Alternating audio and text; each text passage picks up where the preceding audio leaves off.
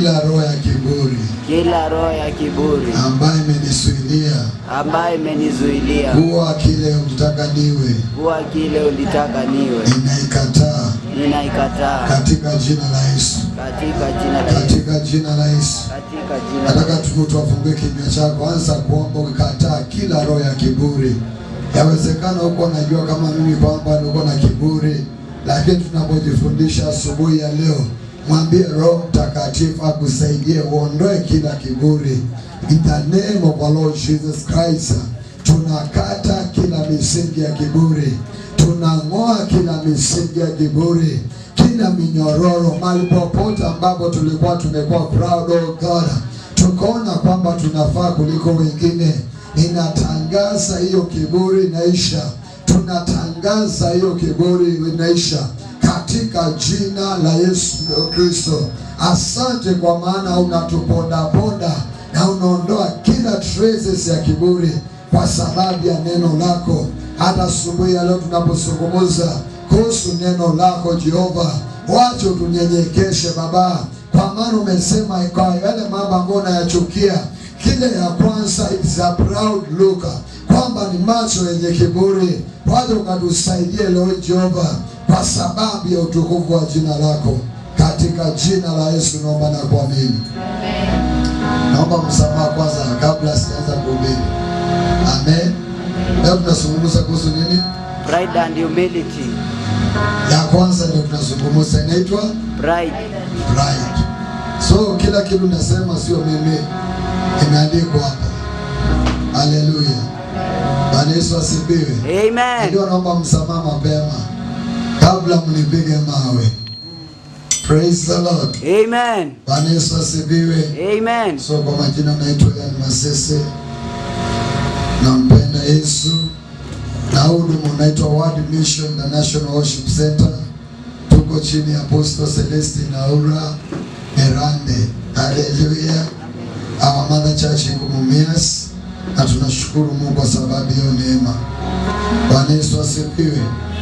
Na huyu mtumishi ambaye ameandika kitabu ni mtumishi anatoka Cameroon, na tulikuwa naye katika conference. Tumekuwa conference, nimerudi jana, nimekaa almost 2 weeks. Tulimaliza conference, mimi nikaendelea na uombezi, maana kuna jambo nilikuwa natamani Mungu ashughulikie. Bwana Yesu asifiwe. So wangapi wana furaha kuwa katika nyumba ya Bwana? Wageni tuwape nafasi yenu iko Shanghai. Praise the Lord. So tunaambiwa kwa wale ambao Bwana andika, pride is one of the most dangerous sin in the entire Bible. Hallelujah. Yani kiburi, hiyo ndio dhambi ile dangerous, hatari kabisa katika Biblia yote. Bwana Yesu asifiwe. Praise the Lord. Ukiona kuna wale ambao walikuwa makahaba kwa Bible, lakini Mungu anawatumia, na katika kutoka kisasi cha makahaba Yesu anatokea. Bwana Yesu asifiwe. Kuna wale ambaye walitenda dhambi mingi. Angalia mtu kama Daudi, anaua Uria na anachukua mke wake. Bwana Yesu asifiwe.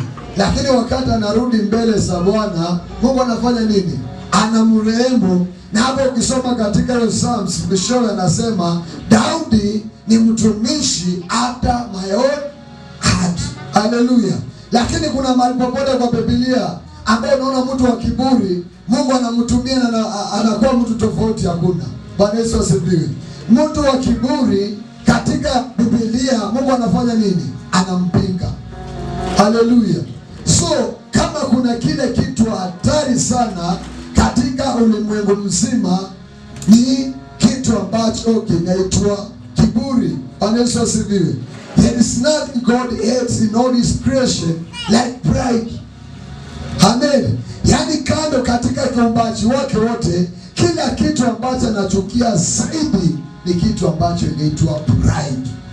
Bwana Yesu asifiwe. Praise the Lord. Hallelujah. Angalia, God can negotiate with a prostitute. Out of a prostitute kunatokea a lineage ya Yesu. Angalia Rahab, si alikuwa hapa, lakini wakati ama spies walikuwa wameenda kuchunguza, Rahab anawaficha, na kwa sababu aliwaficha, Mungu anasababisha Rahab anakumbuka. In the Bible, Praise the Lord. Hebu kusoma Hebrews kwa sababu ya masaa tatu darakisha nasoma ile ambaye imeshanakiliwa mahali hapa. Hebrews inasema, Hebrews 11:1, I find the harlot Rahab perished not with them that believed not, when she had received the spies with peace. Hallelujah. Imagine kwa imani harlot, hebu sikia jina ambayo natumia, kahaba ambaye alikuwa anaitwa Rahab. Praise the Lord. Hakuangamia pamoja na wale wengine ambao waliangamia, lakini tunaambiwa kwa sababu aliwapokea wale spies. Praise the Lord. Hallelujah. Amen. Praise the Lord. God used her to hide the spies in Joshua, ambaye Joshua alikuwa ametuma waende kuchunguzi. Praise the Lord. Hallelujah. God has nothing to do with a proud person. Yani Mungu hana kitu chochote ambacho anafanya ako nacho kwa sababu ya yule mtu ambaye anaitwa nani? Mtu wa kiburi. Praise the Lord. Hallelujah. Hebu chukua 1 minute. Jaribu kutafakari. A proud person akifanya kitu chochote kile, Mungu anampinga. Sio shetani. God resists a proud person. Hallelujah. A proud person anakuja kuomba, Mungu hawezi kisa maombi yake, anafanya nini? Anampinga. Ili resist. Yani kama wakati mtu anataka kupita, lakini Mungu anafanya nini? Anampinga, anamsukuma, anatoka. Praise the Lord. Hallelujah. Praise the Lord. Kuna mfano ambaye Yesu alikuwa amepeana katika Luka 18:10. Watu wawili walikuwa wameenda kuomba. Hallelujah. Amen. Mmoja alikuwa mtu wa kiburi na mwingine alikuwa mnyenyekevu. Praise the Lord. Amen. Na watu wanaenda kuomba.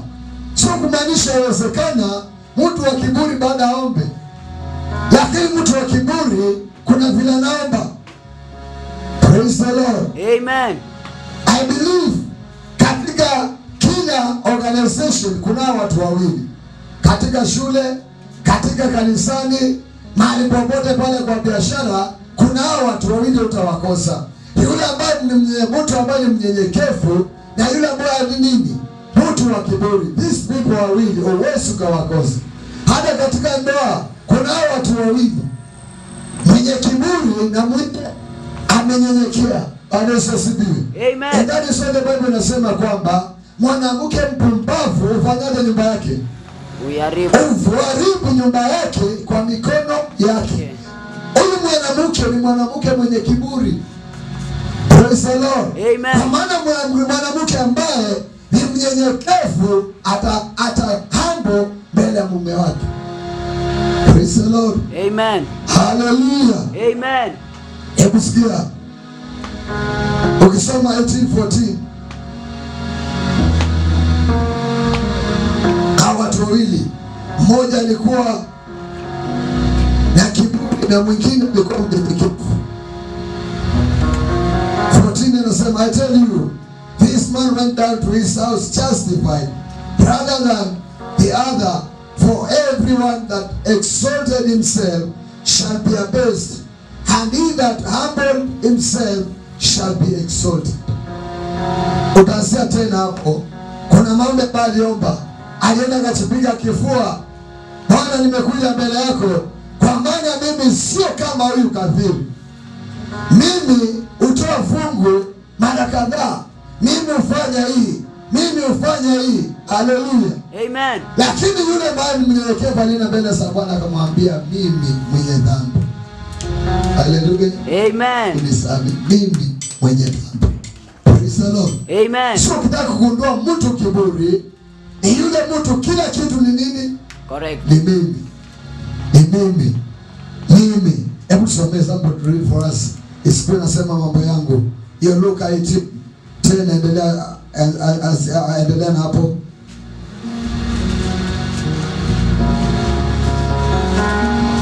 Tusomee haraka wa jamii.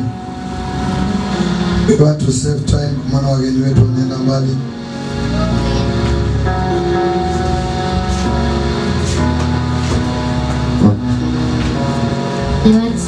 Yes. 2 men went up into the temple to pray. 2 men went up to the temple to pray. One a Pharisee and the other a tax collector. One a Pharisee and another one a tax collector. The Pharisee stood and prayed thus with himself. Yes. I thank thee that I am not like the other men. Here, I thank you because I am not like other men. Extortioners, unjust, adulterers, and even like this tax collector. Akasema mimi nakutukuza kwa maana sio mimi si kama watu wengine.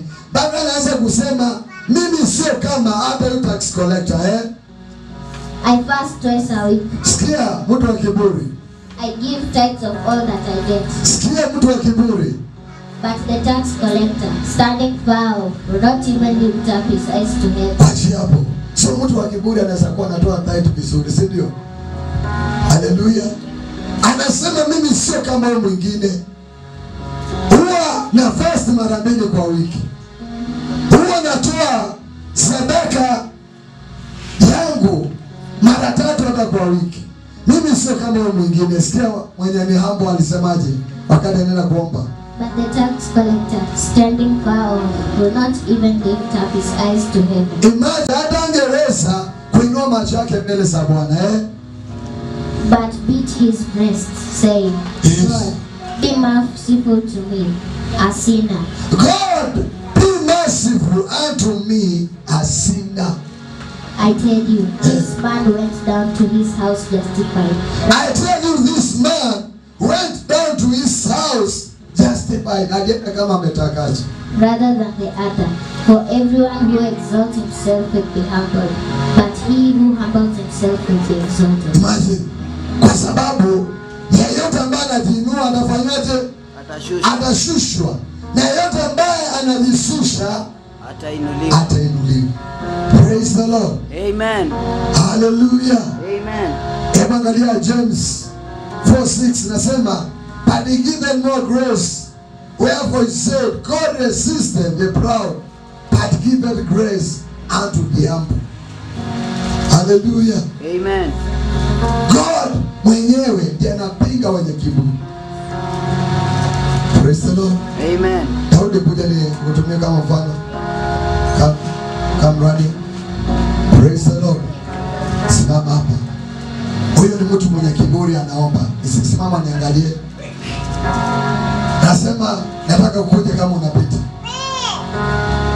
Huyo mwenye kiburi anakuja mbele za Bwana, anakuja tu. Baba nibariki na shamba. Baba bariki watoto wangu. Baba nisaidie. Baba magonjwa niondolee. Mungu anafanya nini? Anamrudisha. Hata Mungu hataki kusikiza maombi yake. Hallelujah. Because of what? Pride. Hallelujah. Amen. Praise the Lord. Amen. Huyu anakuja anasema, Baba, tunajua mimi natoa sadaka mara 10. Baba, tunajua mimi nafunga mara kadhaa. Lakini Mungu anafanya nini? Resist. Nasema sitaki kufanya nini? Usikie, pige makofi mazuri. Lakini yule mwenye mnyenyekevu anaenda mbele za Bwana anasema, Mungu, mimi mwenye dhambi, ufanya nini? Unisamehe, nimekosa mbele zako. Mimi hata sifai mbele zako, lakini nahitaji rehema. Praise the Lord. Hallelujah. Praise the Lord. Amen. You cannot rise to the top in proud. Hawezi ukainuka mpaka juu ukiwa na kiburi. Hata kwa organization, nani anaweza pea promotion mtu mwenye kiburi? Niambie, huko na kampuni unaweza tolerate mtu mwenye kiburi. Namwambia kesho amka, kama danoja nitumie mfano wa Dan tunafanya naye kazi.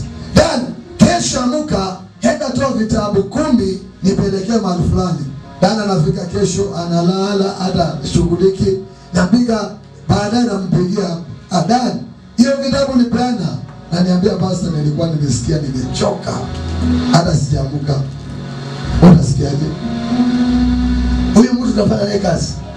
unamfuta kwa simu, mwambie sasa endelea kulala, hiyo usingizi ongezeke kabisa. Praise the Lord. Hallelujah. Amen. He only rise by being humble. Kwa maana God exalts the humble and humbles the pride. Imagine afadhali mtu jinyenyekeshe mwenyewe. When God humbles somebody, na kuambia kwangi sawa. Angalia mtu kama Nebukadneza.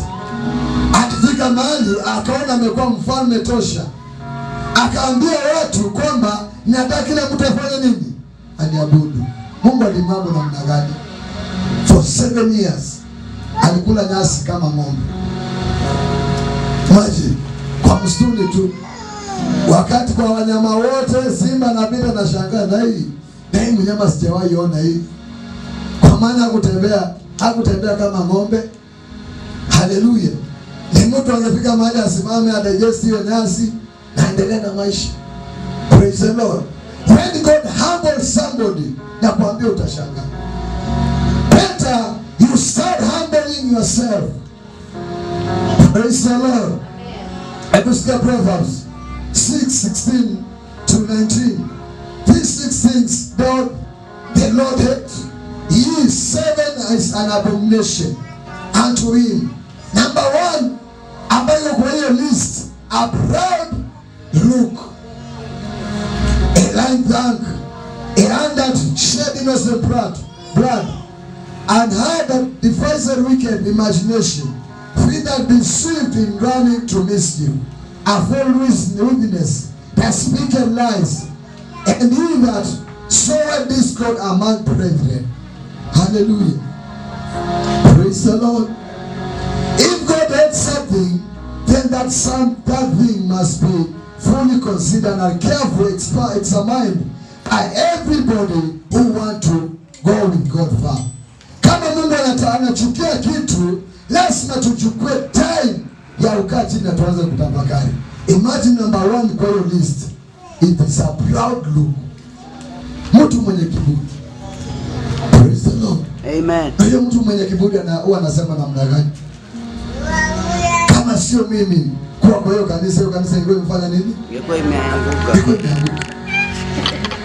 Kama sio mimi, mlienda vile nilimpa. Mungu akusaidie. Ukuwe mnyenyekevu. Usifike mahali useme mimi nisiposhike microphone. Unaona tu watu wanafika makofi tu hivi. Lakini nikishika wanaanza kurukaruka. Proud. Na kabla muda ufike unasukia hauko tena area. Praise the Lord. Amen. Amen. Amen. A proud person anajua kuimba, lakini kwa sababu ameshika microphone hawaelewani, hataimba ni wewe, ni wewe, ni wewe, ni wewe Bwana, imani wewe. Hakuna microphone. Sunipaka pride, kwa sababu mwenye anaongoza hawaelewani. A proud person anakuwa kwa praise and worship, kwa sababu mwenye anaongoza hawaelewani, anakuja na kaa hapo chini. Sema wacha nione nani atampaka. Na kwambia God can cause mtu mwenye na sauti rough kama yangu na kuja mpaka utukufu ushuke. Yes. Praise the Lord. Amen. Pride comes before a fall. Praise the Lord. Amen. Hallelujah. Amen. Imagine Mungu ni Mungu mwenye upendo. Kila mahali tumeambiwa God is God of love. Lakini hapa pekee ndio tumeambiwa kwamba God hates a proud person. Hapo ndio mahali tumeambiwa Bwana anachukia. Kumbe Mungu anachukia. Na kile kitu ambacho anachukia ni nini? Pride. Praise the Lord. Amen. Hallelujah. Amen. Hebu tuangalie pride inamaanisha nini? Pride is defined as an overestimation of oneself above others and underestimation of others. Yani overestimation ni kwamba unajiona wewe uko juu sana na unafanya nini? Na wengine wako chini sana. So kumaanisha wakisimama hakuna kitu wanao wasema mbele yako. Hata mtu akishika microphone anasema after all atafanya nini? Atasema nini? Hasa wewe uko na nini ya kuniambia? Imagine hata ni mtu ambaye ametumwa na Mungu akuje kwako, ambia dada fulani, unaitwa ndogo nani? Penda. Mungu amenituma kwako, anataka ufanye kitu fulani fulani. Kwa sababu unanidharau unasema after all wewe unaniambia nini? Wewe unajua ile pesa yako kwa account. Unakuja kuniangelesha kama nani? Kani nasikia mtu ameenda kuongeleshwa, yaani balasikie yale maonyo anasema, wewe unakuja kuniangelesha kama nani? Yaani nafikiri gari ni shilingi 2. Yaani mtu proud anaangalia gari, anajua ndio kila kitu duniani. Anaangalia pesa zako kwa account, ajui kufumba na kufumbua hiyo pesa inaweza kuwa haiko. Angalia yule mtu mpumbavu. Alifuna mavuno mengi sana.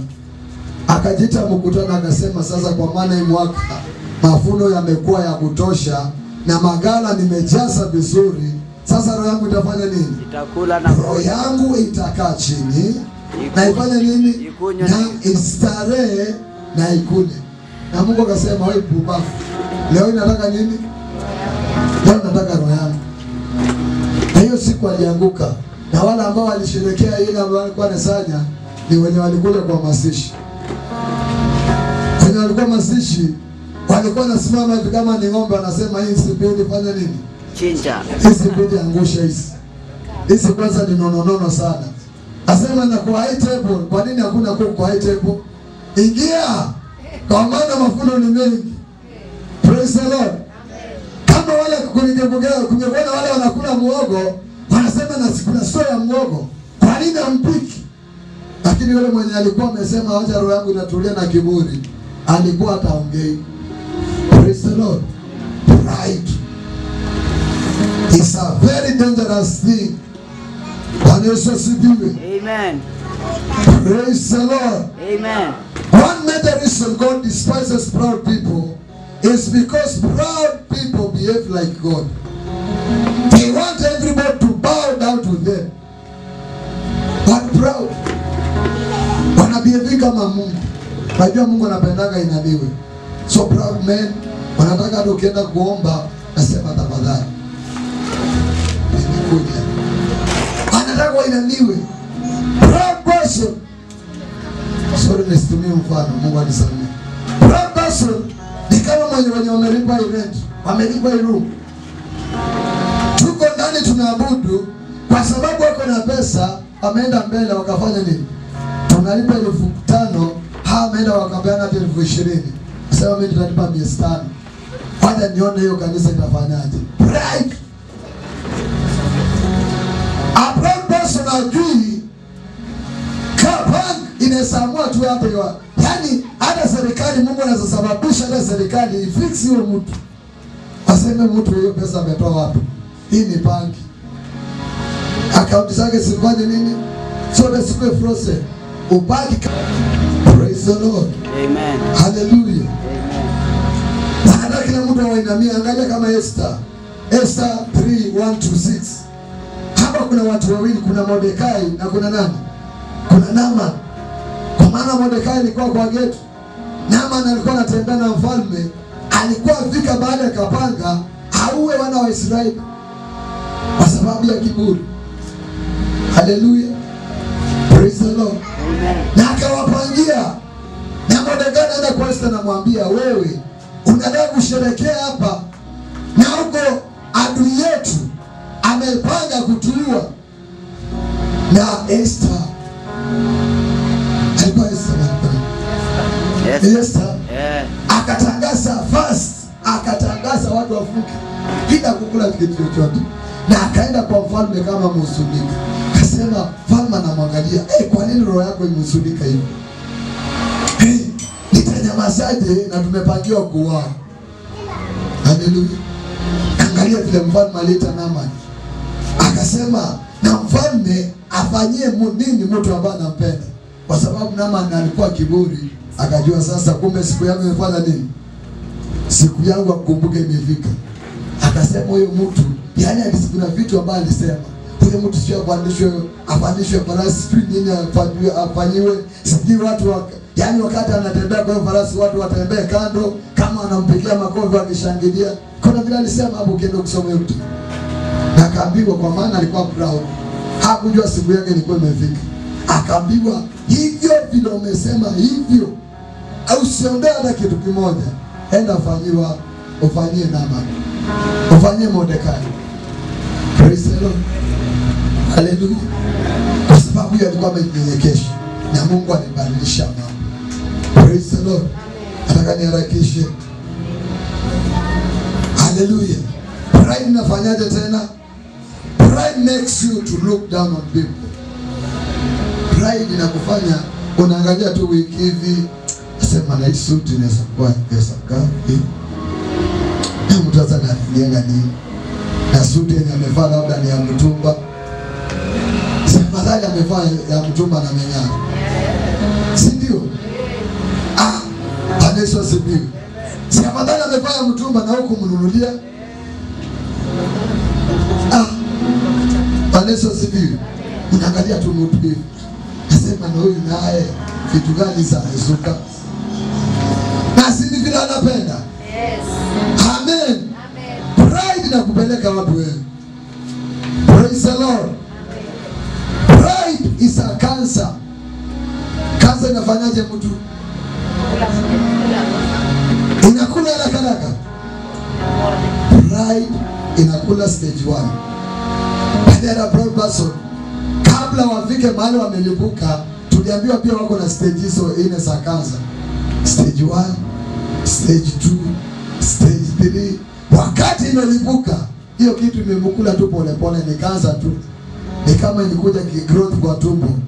Kusikia scratch hivi ukasikia ni kitu kamevura. Baada wiki 2 kameanza kumea. Wiki 3 mwezi unaenda unapima unaambiwa hii ni growth na ni cancer na ni stage 4. Kwa sababu uko iponya kwa stage 1, sasa wewe wanauza shamba, wanauza kila kitu, wanakutibu, mwisho unafanya nini? Unakufa na unawacha watu maskini. Cancer ni pride, ni kama pride. Hawezi kugundua ikiwa ndani yako. Kama ndani yako unasikia, yani kuna watu wako na kiburi na madharau. Wanakuangalia tu atasema, wanakuanalyze. Mungu akuangalia vibena, anakuangalia kuanzia kichwa mpaka kwa miguu. Na ashakumaliza. Sema hata angalia hata vile amevaa, hii inaweza kuwa shati inaweza kuwa ni ngapi? Hiyo longi ni ngapi? Mtu atakuna kitu kwa nyumba. Spirit people na gaibu. Yesu asifiwe. Amen. Yaani unaangalia watu, unaona watu ni kama they matter nothing. Praise the Lord. Praise the Lord. Amen. Pride is more contagious than chickenpox. Yaani pride iko na uwezo wa kuambukiza kuliko chickenpox. Mtu mwenye ako na chickenpox unaweza kaa naye karibu hivi. Ukikaa karibu na yeye, hiyo chickenpox inakushika, unaamuka kama tayari mwili mzima hivi. Sasa pride ni zaidi ya hiyo. So proud people wana attract pride on wenzao. Amen. Praise the Lord. Proud people is associated with other fellow pride people. Praise the Lord. Yes, ukaboshanda. Hallelujah. Amen. Bwana Yesu asifiwe. Amen. Angapo unanielewa? Angalia shetani. Shetani sio vile wanamchoranga kwa picha. Najua mtu anakuambia chora shetani. Watu wanachora shetani na kaja anakuambia mtu anachora shetani. Wana mapembe. Mtu mweusi. Wana mapembe. Manyako na mapembe. Yaani kila kitu hata kuna mkia. Labda hata mkia iko na kitu kama minyororo inafanya hivi. Hata kuna macho 3. Mabua labda mabua yamefanya hivi imeenda huko kando. Hiyo sio shetani. Shetani tunaambiwa alikuwa the most beautiful malaika wa mbinguni. Alikuwa akiimba, alikuwa in charge of grace kwa mbinguni. Na alikuwa akiimba kila kitu na nyamazi. Yaani music. Yaani shetani alikuwa akitembea tu hivi ni music. Unasikia ni music. Haka kafika mahali mpaka ile siku kiburi ilimuingia. Amen. Akataka kuwa kama Mungu. Akasema I will establish my throne. Hana alifika mahali, imagine kiburi vile nafanyanga mtu. Kiburi nafanya wewe umeajiriwa. Mpaka unafika mahali hata mimi nataka niweke ofisi yangu kama hii. Na umeajiriwa. Sio? Imagine because of that pride. Tuliambiwa kitu mpaka nikaona tukiwa na mtu proud kanisani afadhali tumwambia sikuje kanisa. Tuliambiwa mtu proud first. Ukiwa na mtu proud kwa kanisa yako mfunguzi mapema. Wewe kuja tu muite kwa madhabahu mwambie kwa sababu hii ni kiburi. Sasa kuanzia leo wewe sio mshirika, wewe tafuta kanisa lingine utafanya nini? Utaenda kwa sababu mtu proud anashikisha. Hakuna hiyo ugonjwa anaweza with that, yani kabla muda haijaisha unaweza sikia washirika wote wako na kiburi na wametoka. Amen. Kuna ndugu nilitumwanga naye Langas uzuri Kristo na namjua wengine wamjui. Amen. Yeye wakati tulikuwa tunamaliza ibada, tumemaliza ibada so powerful. Hata namwambia surudi mailini. Nasema pastor, kuna mtu nilikuwa nataka kuona aje. Kuna shughuli niko na hapo. Mimi namwambia ni sawa tu basi wewe baki. Hata siku nyingine tulikuwa tunampea fare na mpango. Atoa 50 kwa sadaka, tunafanya nini? Tunampea. Kumbe yeye anabaki huko nyuma, anaenda anaita washirika wale wengine. Wanakaa kwa kikao wanaanza kusema sasa pastor. Naonaje pastor? Pastor la kupea kwa watu nafasi. Ya kupili na imagine ni Sunday ya pili. Tumeenda tumefungua church kama wiki. Next Sunday wameanza kusema pastor afanye nini? Abea watu nafasi hata wahubiri. Sunday mbili inatosha kuanza kupea watu madhabahu wahubiri. Hata madhabahu yenyewe hata wewe mwenyewe haijagundua.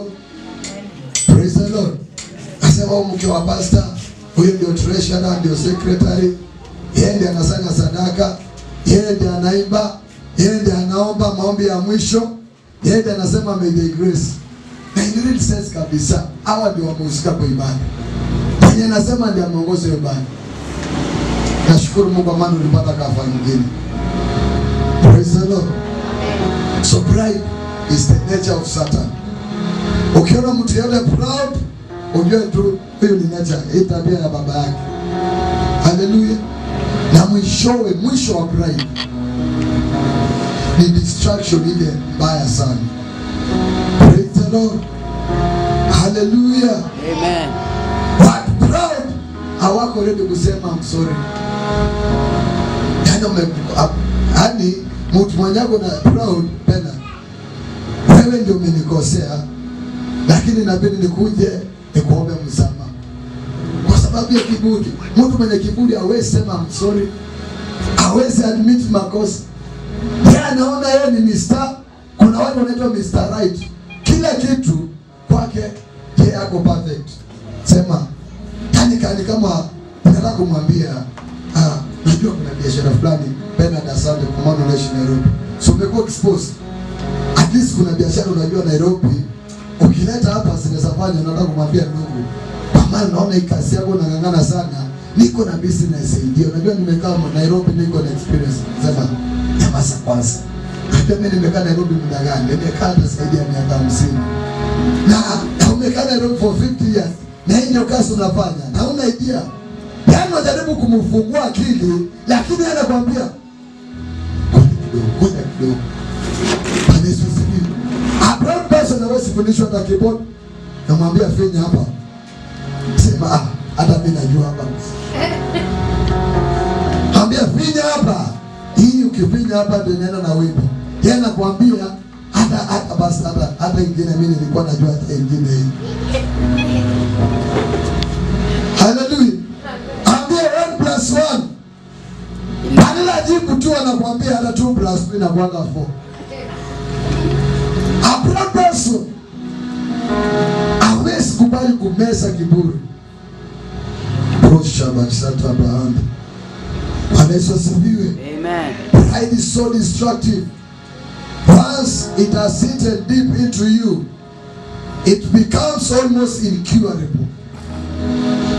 Kiburi ikikukuta tu vizuri, hakuna dawa yake. Amen. Praise the Lord. Bwana Yesu asifiwe. Pastor Bwana Yesu asifiwe. Mungu akupe neema. Lakini nashukuru kwa maana wiki hii nimeona humbleness. Unajua ulikuwa kwa mtihani. Ukipiki iko na mafuta, siweka mafuta mingi. Sasa nilikuwa nimepigia wiki nikamwambia asubuhi sikuja tupepee vyombo. Ilikuwa mtihani nijue kwa kweli. Lakini nashukuru kwa maana nipigia, nasikia tu natoka kwa mlango, nasikia aone hapo kwa gate. Pepe. Kutoka nikapata ni wiki. Ukapita mtihani. Unajua watu wamefika level ambayo anaendesha gari. Oh my God.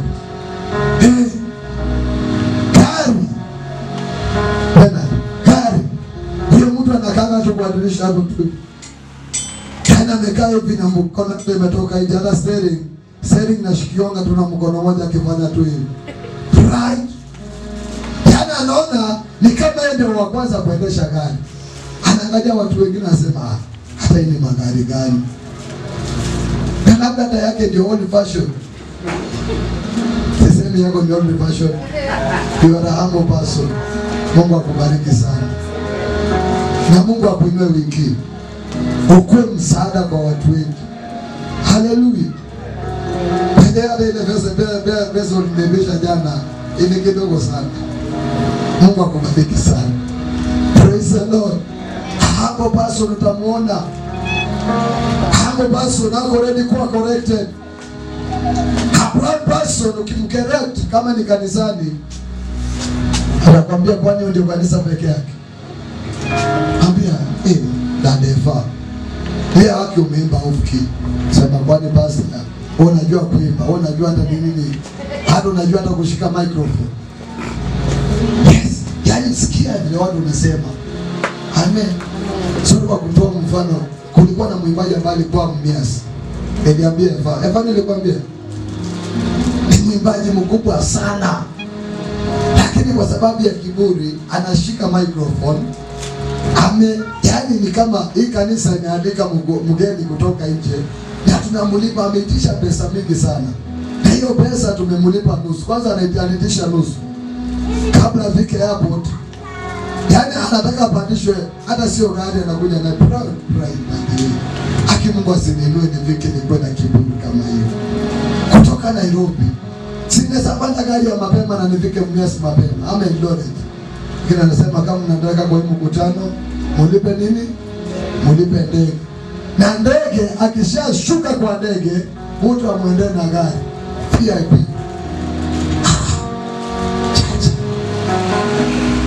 Haleluya. Wiki. Na nani unamtumikia hivyo? Yani watu waendeshe, ukuja weke kwa guest house. Nasema na sasa hii nyumba mnaweza tafutia mtumishi kama mimi. Anafika kwa uwanja, speakers zilisomba kidogo.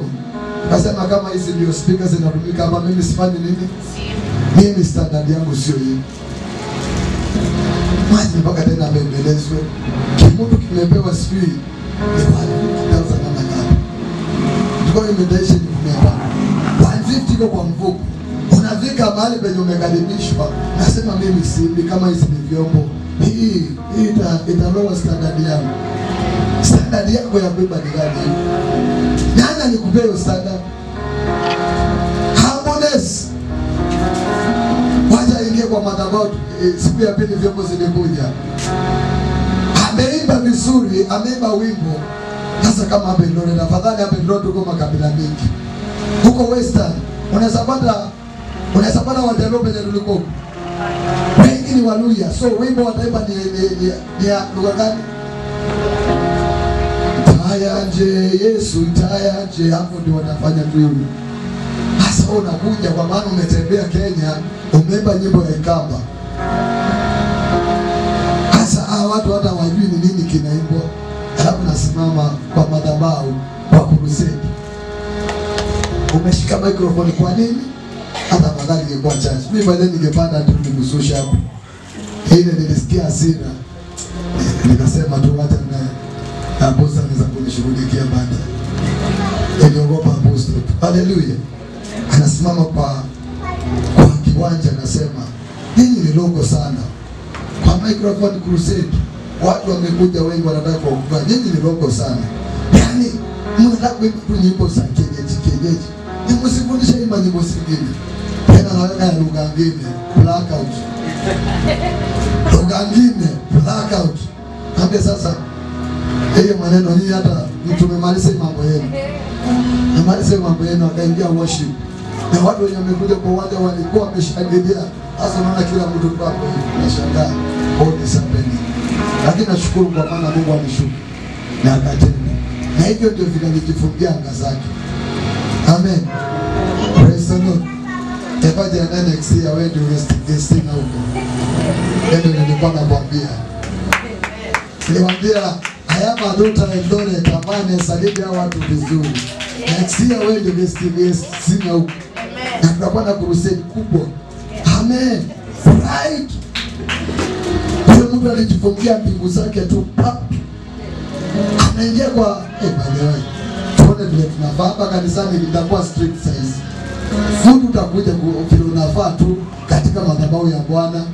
Ukuje tu umevaa tu kama mwenye anaingia kwa bafu. Amen. Hapana, sio kwa madhabahu ya Bwana. Amen. Amen. Sio kwa madhabahu ya Bwana. Wewe jamaa, nitakuonyesha video baadaye. Alivaa kilo kingine kile kistranger. Na ni mtu mnono. Hapo huko. Lakini kile kitu alifanya kile kia wakimbiaji. Akinama hivi kuchukua microphone, kila mtu anafanya tu hivi. Asema waje tuiname tuchezee Mungu. Huko yote iko nje na huko mandam. Too bad. Pride. Why the pride is supposed to be? Hallelujah. Come say this amen. Hallelujah. Praise the Lord. Amen. Kama unanisikiza bado wewe una kiburi. Hallelujah. Amen. So ukitaka kuelewa kiburi vizuri, enda kaa chini, anza kustudy tabia za shetani. Pende kiburi, ili series tutakuwa nayo. Kiburi, ukitaka kuelewa kiburi vizuri, we are going to study the devil. Kuna tabia 21 ya shetani. Na tukistudy hizo tabia 21, tutajua kiburi ni kitu gani. Hallelujah. Amen. Praise the Lord. Amen. Kiburi chanzo chake kilianzia wapi? Nani alianza kiburi? The beginning of ya kiburi? Shetani mwenyewe. Hallelujah. Amen. So he's the father of all the proud people. Shetani alikuwa malaika wa nuru. Alikuwa beautiful and majesty, alikuwa na uwezo mkubwa. Na wakati Mungu alimrusha chini, alimnyang'anya sura ya urembo. Alinyang'anya urembo. Si Mungu aliambia. Alinyang'anya uimbaji. Hapana. Alinyang'anya influence. No. Ndio maana watu wa hip-hop wameshika dunia mzima kwa sababu baba yao ni singer. Hakunyang'anya hizo vitu. Kwa maana Mungu akipewa kipawa haiwezi kumuondolea mtu. So yawezekana ukakuja hapo ukaimba mpaka neema ya Mungu ishuke, lakini you are very proud. Kwa maana kipawa cha Mungu kinafanya kazi ndani yako. Na hiyo ndio hatari ya watu ambao wamekuwa na hivyo. Basi sema kupea neno. Hallelujah. Mtumishi mwenye amepakwa mafuta na hapo na kiburi, asema leteni wagonjwa wote. Nitafanyaje? Nitawafungua. Hallelujah. Hallelujah. Wagonjwa wakuje. Hallelujah. Nitawafungua. Nimekuja area. Wewe ni nani? Who are you? Praise the Lord. Sasa kama sauti yako ni soprano, sio kweli ni soprano. Na watu wanabarikiwa siku. Yes. Hallelujah. Amen. Praise the Lord. Kama wewe ni mtu ambaye unaongelesha watu pole pole, si uongeleshe tu pole pole vile Mungu alikuumba. Yes. Kiburi ni nini? Eva, kwa sababu naimba vizuri sana. Sasa ufike mahali umeumea pembe. Naweza kutembea tu hivi. Hallelujah pastor. Yaani pastor.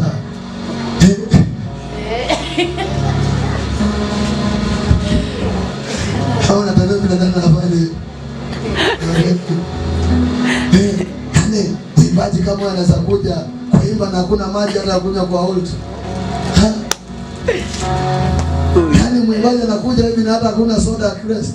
Hamjui mwimbaji akiimba sauti na nataka nitengeneze.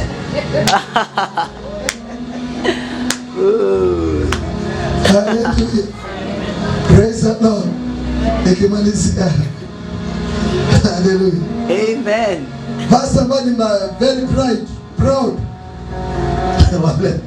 Wale wanataka wakiingia kwa altar asikia pastor mwenye anaponya magonjwa, akiomba watu wanafunguliwa, ameingia kwa kanisa.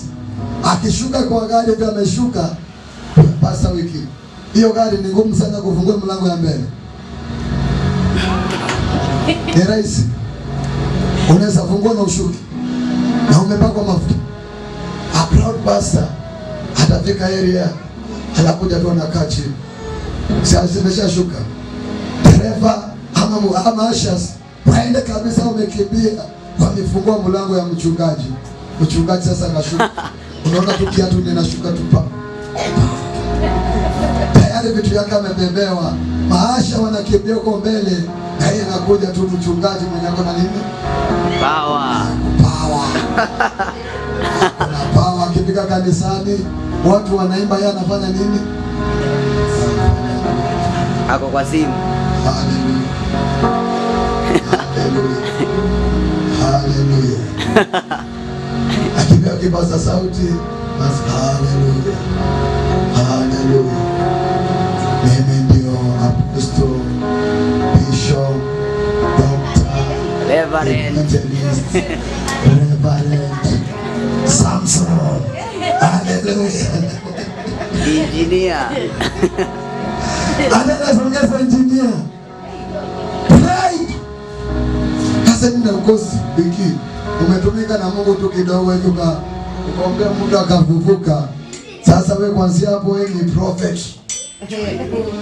Nabii. Watu wasipokutambua kama prophet Wycliffe Olukule unasimama wamedharau mafuta. Wamedharau mafuta. Hajubiri ukiitwa alafu mwingine anakuja kujiintroduce hapo kwa nilisikia tu kucheka. Sema mimi ni Apostle Miriam. Ukisaliwa mama yako alikupea Apostle Miriam. Hapo ukisaliwa uliitwa nani? Evelyn. Sasa kiburi inatokea wapi? Akaanza kujiita doctor, evangelist, bishop, reverend. Yaani mataito sasa zinafuata jina yako kabla jina yako ifike. Inaonyesha wewe ni kiburi na yani. Praise the Lord. Yes, Mungu bado mnanipenda. Yes. Bado mnanipenda. Yes. Pride cuts the people to the ground. Mtu anaweza kuwa ameinuka kuliko juu, lakini pride ni kama bawaso. Pride inakata mtu na kuanguka kwa hiyo mtu inakuwa hatari sana. Mungu akuinua uwe na magari Nairobi. Kwa hiyo Bernard mwenye anasaidia watu. Amen. Kama uko na mabeshte ukiwapata jana waambia mabeshte bwana.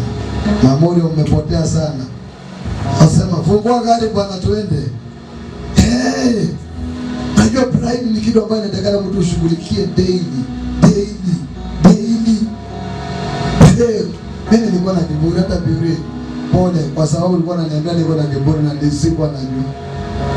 Mpaka ile siku tulifundisha.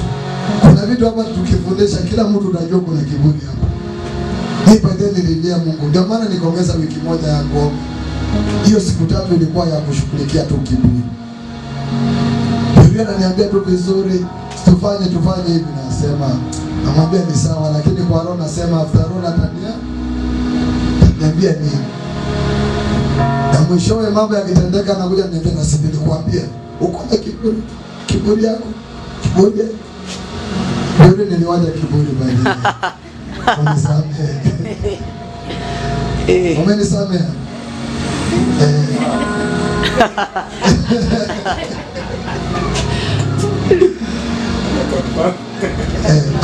Birthday imeisha. Mtu mwenye ako na kiburi hawezi kubali kurekebishwa. Si ndio wiki? Yeye anajua kila kitu. Wiki hiyo gani kuna kitu ujui. Nataka ufundishwe. Lakini kwa sababu ya kiburi unasema mimi nimekaa na magari bwana miaka 10 unaniambia nini? Haleluya. Labda mtu aliona ulikanyaga msumari. Sema hiyo tairi naona ni kama hiyo hewa inawezeshia nje, anasema unafikia hii gari nimetoka nayo hapa. Nimetoka nayo Mumias. Nimekimbia sana. Hakuna kitu unajua wewe. Si Mungu atusaidie. Si Mungu atusaidie. Si Mungu atusaidie. Amen. Hallelujah. Praise the Lord. Hallelujah. Si ushangilie Yesu. Praise the Lord. Praise the Lord. Amen. Hiyo ni topic refu. Leo ni introduction tu. So tutaenda kuangalia uzuri, sio mimi nimesema, ni kitabu nafundisha ni manual tu. Huyo mwenye aliandika kitabu alituambia aliandika kitabu mahali inaitwaje Kisiuko? Nilisahau jina yenyewe. Songo ama kuna jina inaitwa Songo kama sielewi hiyo jina kwa maana sijui huko. Alisema wakati alifika kwenda kuhubiri huko na Mungu akampea kitabu kwa sababu napata pastor ako na washirika 10. Lakini ile kiburi ako naye. Anakuja na simu inatoshana tu hivi. Na washirika 10. Amekuja na magoti kubwa. Anataka wakikuja kwa ibada aende wamkimbilie wamkaribishe ashikiwe Bible. Hiyo kiburi haki Mungu anaendelea tu hiyo. Huyo wale na watumishi ambaye akishuka tu hivi atakwenda kuhubiri. Mimi usinibebange Bible. Mimi najua hiki ndio sio mzito. Isipate mtu anakuja tunakukaribisha mhubiri. Sasa unakuja wewe unatambulia tu hivi. Kwani Bible si inasabeba tu? Yes. Usinifanye nikuwe na kiburi. Amen. Amen. Praise the Lord. Kuna story tunamalizia. Kuna mchungaji alikuwa amealikwa kwa mkutano, ilikuwa conference kubwa. Na ikawa bahati mbaya amechelewa na alikuwa anaendesha Prado ile. Unajua kuna ile Prado ya kupanda wengine na sivyo anaweza kukuambia. Kuna gari ambayo unaingia na kuna wengine unafanya nini? Unajua tofauti. Unasikia mtu anakuambia ingia kwa gari. So kama unaingia lazima uiname ufanye nini? Uingie na kupanda. Kupanda unashika mlango unapanda gari. Sasa alikuwa na kupanda. Sasa wakati alifika akapanda kwa mabasi hapo, viti imefanya nini? Viti imejaa. Hallelujah. Praise the Lord. Amen. Ambia kwa maana viti imejaa huko mbele. Itabidi ufanye nini? Ukae hapa. Hadi alichukua kiti yake akafanya nini? Akapeleka huko mbele akasema hakuna tukamtaka watumishi huko nyuma. Anaangalia ndani ya mbele huko mpira anaendelea na mahubiri, anaona mtu na kiti. Hakuna vile mtaka mtu wa mafuta huko nyuma, kiburi. Pride. Haki Mungu atusaidie kiburi tuondoke. Kumbe kitu ndio imetukula tu. Kansa. Simame kwa miguu yetu.